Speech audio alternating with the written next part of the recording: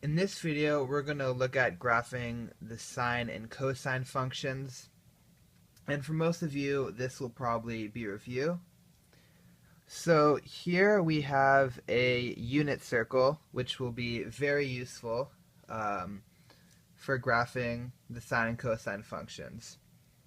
So if you remember, a unit circle is just a circle with a radius of 1.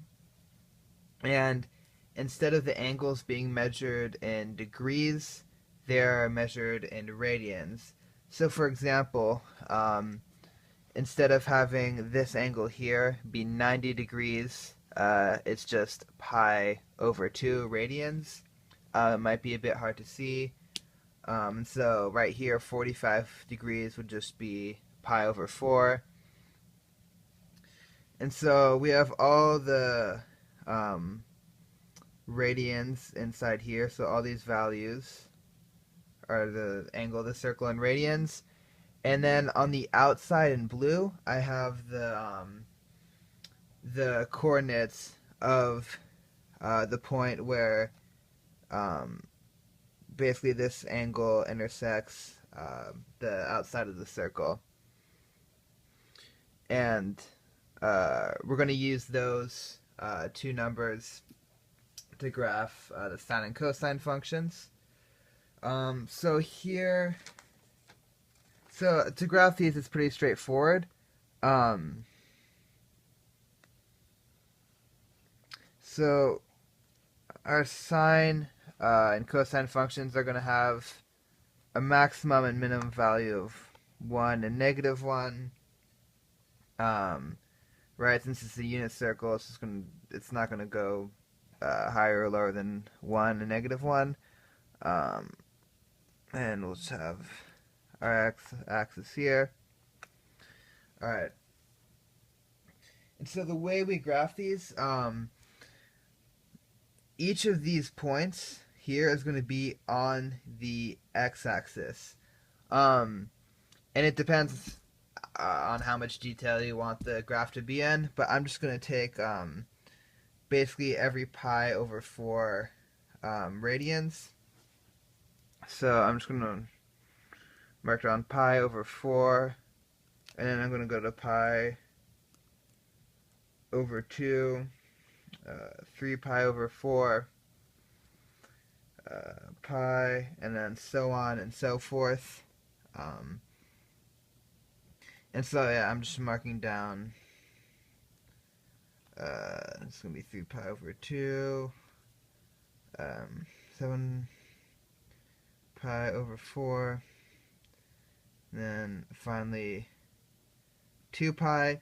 And that's probably a lot more detail, or a lot more precise than you'll really need to be when you're graphing the sine and cosine functions. But just for the purposes of this video, I'll do that. Alright, so now we have all our x values, and to find the y coordinates, what we do is so to find the y coordinate of pi over 4, we would go to the angle pi over 4 and look at these coordinates here. And so you notice here I wrote y equals sine and x equals cosine. And what that means is that, let's say we're graphing the sine function, right? And we go to pi over 4. We notice that there's two values. So if we're graphing the y, or the sine function, we're going to take the y value, which would just be here, root 2 over 2. And if we're graphing x, we'd take the x value, which in this case is the same. So yeah, so I'm just going to start off by graphing the sine function. And so we're going to go to pi over 4, and we're going to look at our y value, and we have root 2 over 2, which is equal to approximately 0.71. So I'll graph that up here. And next, moving on to pi over 2, we're going to go to the angle pi over 2, look at our y value, and that's might be hard to read, but that's a 1. So we're going to graph that on here. Then I'm going to move on to 3 pi over 4. And once again, look at our y value, and that's going to be root 2 over 2. And you guys get the idea. You're just going to keep on doing that. And eventually you should end up uh, with something that... Here, I'll draw the curve out so you can kind of see. So once you connect all the dots, you'll have your sine curve. You'll have one period of the function y equals sine of x. Yeah, and so that's what your sine function is going to look like. And then I'll just move on to cosine. And cosine, it's going to look pretty similar. But remember, instead of looking at these y values here, we're going to look at the x values. So starting with 0 radians, we go to 0, look at our x value this time. We notice it's equal to 1. So we'll start up here. And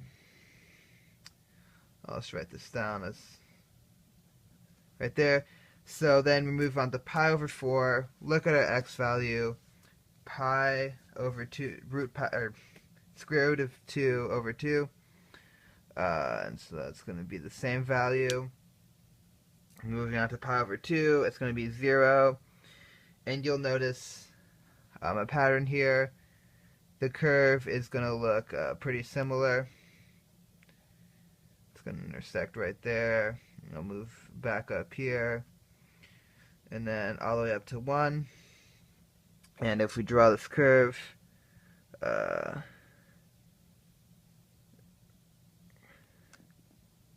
it's just going to look like that. And so there we have one period of the cosine function, and obviously these will keep on going, and it's basically the exact same as a sine function, except it's shifted over pi over 2 units. And so I graphed these functions in a lot of detail in this video, but you won't really need to do that when you're graphing the sine and cosine functions, especially when you're transforming them. The points that you'll really need to be worried about are the maximum and minimum values and where it crosses the x-axis. And that'll usually be 5 points.